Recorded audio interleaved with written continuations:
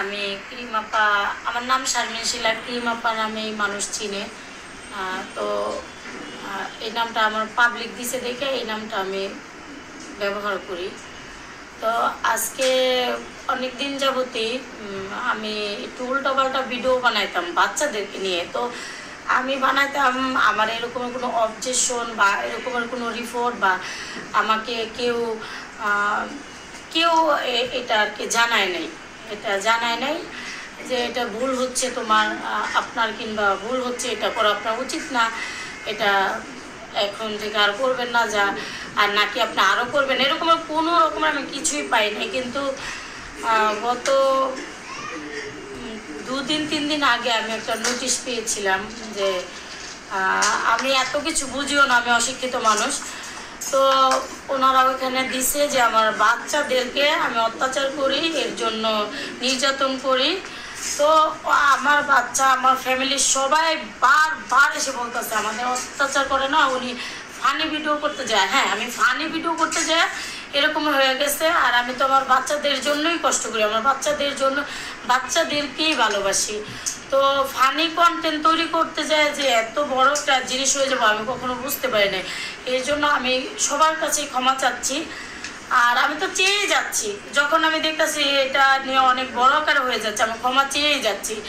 কিন্তু আপনি ক্ষমা চাইবেন কেন? আপনি কি মনে করছেন যে আপনি যেগুলো করছেন ওগুলো কি ভুল করছেন কিনা? ভুল এখন তো আমি তো সেটা আমি বুঝতেই পারি না। এখন আমাকে ভুল যখন ধরাই দিছে, আমি আর জীবনে করুম না, আমার ভুল হয়েছে, আমি ক্ষমা তো চাইতেই আছি। আমি বাসায় বসে অনেক ভিডিও অলরেডি বানায় ক্ষমা চাইছি, কিন্তু তারপরে অনেক জায়গায় বিচ্ছিরিভাবে আবারও আমাকে প্রেজেন্ট করার চেষ্টা করতেছে। আমি সাভার উপজেলাতে আমাকে ডাকছিল, তো আমি ম্যাডামদের সাথে কথা বলছি, সুন্দর করেই কথা বলছি। তো ওনারাও ভালো করে কথা বলছে, কিন্তু ওনারা বলছে যে মামলা দিয়ে দিবে আমাকে, কোনো রকমের ক্ষমা বলছে যে ওনারা ক্ষমা করলে হবে না, জনগণ ক্ষমা করতে হবে।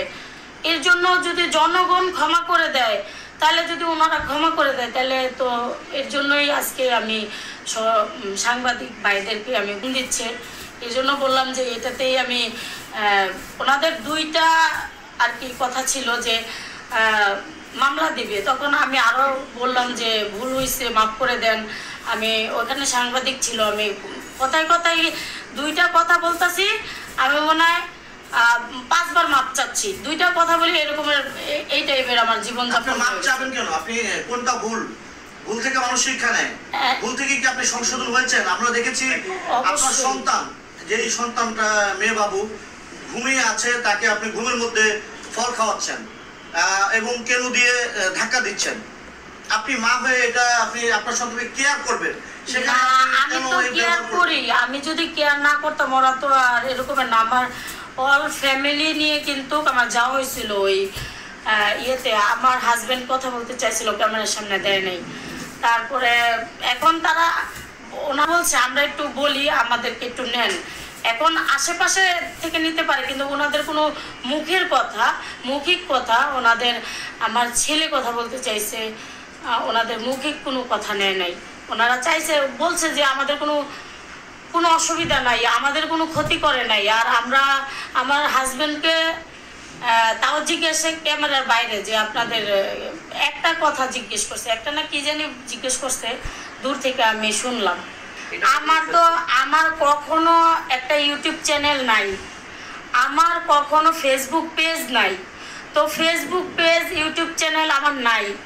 তো আমি আজ পর্যন্ত 10টা টাকা ফেসবুক পেজ বা ইউটিউব এর সুবিধা কোনো ভিডিওর মাধ্যমে টাকা ইনকাম করি নাই। আমি যে প্রমোশনাল কিছু কাজ করেছি, তারপরে সেখান থেকে খুব কম অ্যামাউন্ট নিয়ে আমি মানুষের কাজ করে দিছি। আমি আহামরি অ্যামাউন্ট নিয়ে আমি কাজ করি নাই। আর আমি অনেকেই বলতেছে, আর এখানে তো বাচ্চা নিয়ে প্রসঙ্গ আসছে, তো বাচ্চা নিয়ে প্রসঙ্গ আসছে, আমি বারবার ক্ষমা চাইতেছি। আমার পরিবারের মানুষও বাহির থেকে, ক্যামেরার বাহির থেকে বলতেছে যে আমার ভাই গেছিল, যে কোনো প্রবলেম নাই, আমাদের কোনো অত্যাচার করে না, কিচ্ছু করে না। তো আমার হাজব্যান্ডকে মনে হয় জিজ্ঞেস করছিল আপনাকে কিছু আর কি ক্যামেরার বাইরে সম্ভবত যে কিছু না না আমাদের কোনো প্রবলেম নাই। আর এইরকমের তো সবাই বলে আমার হাজব্যান্ডকেও নাকি আমি অত্যাচার করি। আমি যদি অত্যাচার করতাম তাদেরকে কি আমি কষ্ট করে কামাই করে খাওয়াইতাম? আমি অত্যাচার করলে আমি কি অন্য একটা ভালো একটা জায়গায় আমি চলে যেতে পারি না? আমি যে একটা জায়গায় আমি আসছি ওদেরকে ফালাই দিয়া ওদেরকে আমি কেন অত্যাচার করবো? এগুলা আমার সাথে কি হইতাছে? আমার বাচ্চার সাথে এগুলো মনে করেন ওরা তো যা বলছে তারপরেও হয় নাই। পরে বলতেছে যে আপনি যে পার্লারের বিজনেসটা করেন এই বিজনেস করেন আপনার কি লাইসেন্স আছে? আমি বলেছি আছে, কিন্তু তারা আমার তো আর বলে নাই আগে লাইসেন্স নিয়ে যাইতে, তারপর আমি লাইসেন্স নিয়েই যেতাম। তো ওখানে যাওয়ার পরে বলতেছে লাইসেন্স আছে। আমি বলছি যে লাইসেন্স আছে, তো ওটা বাসায় আমি আনি নাই, কিন্তু ওনারা ওই অফিসে ফোন দিয়ে তদন্ত করতেছে যে লাইসেন্স আছে কিনা। হ্যাঁ আমার লাইসেন্স আছে। আবার বলছে যে কাজ আমি পারি কিনা। তো কাজ আমি মূলত পারি না, কিন্তু পারি না বললে একেবারে ভুল হইব। আমি এক জায়গায় কাজ শিখছিও, খুব সুন্দরভাবে কাজ শিখছি, আর এখনো সার্টিফিকেট নেওয়া হয় নাই। ওটা হলো গিয়া আমি সাভারে হংকং বিউটি পার্লার থেকে আমি কাজ শিখেছি। অন্য কোনো অভিযোগ করে নাই। তারপরে বলছে যে পার্লার কেন ছাড়লেন হুট করে? পার্লার আপনার ওই লগিয়া দেখাইতে হবে। তো আমার এখানে এখনো মনে হয় 6-7 দিন ডেট আছে আমার এই লাইসেন্সের। তো আমি ভাবছি লাইসেন্সের ডেট মনে হয় আরও 1 মাস আগে গেছে গা, তার লাইসেন্সের ডেট এখনো 6-7 দিন আছে। এই মাসের 6-7 দিন পরেই এই লাইসেন্সটা বাদ হয়ে যাবে। তো এই লাইসেন্স আমি নিয়ে আসছি ঘর থেকে, কারণ এই লাইসেন্স থাকা অবস্থায় আমি যদি আপনাদেরকে জানাই তাইলে আবার যদি 1-2 দিন অফার হয়, যদি বলে যে এরকম হয়েছে কেন, এই জন্য লাইসেন্সটা নিয়ে আমি দূরত্ব আসছি আপনাদের কাছে। আপনি হঠাৎ করে পার্লার কেন বন্ধ করলেন?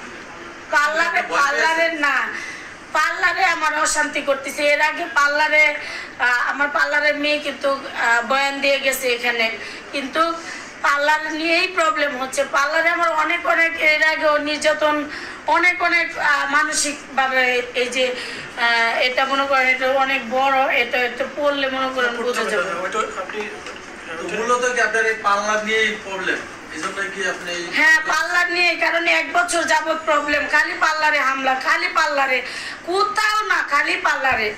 তো আপনার কি মনে হয় আপনি সন্তানদের নিয়ে যে এই ভিডিওগুলো করেছেন এটা কি আপনি ভুল করছেন না ঠিক করছেন? এটা আমি ভুল করছি, আর করবো না। সবাইকেই বলতেছি, দেশবাসীর কাছে সবার কাছে অনুরোধ করে বলতেছি যে আমার ভুল হয়েছে। আমার বাচ্চাদেরকে নিয়ে ভালো ভিডিও তৈরি করা উচিত ছিল, কিন্তু এইভাবে উল্টাপাল্টাভাবে খাবার খাই, উল্টাপাল্টাভাবে এলোমেলো ভিডিওগুলো বানানো আমার ভুল হয়েছে। আমি আর বানাবো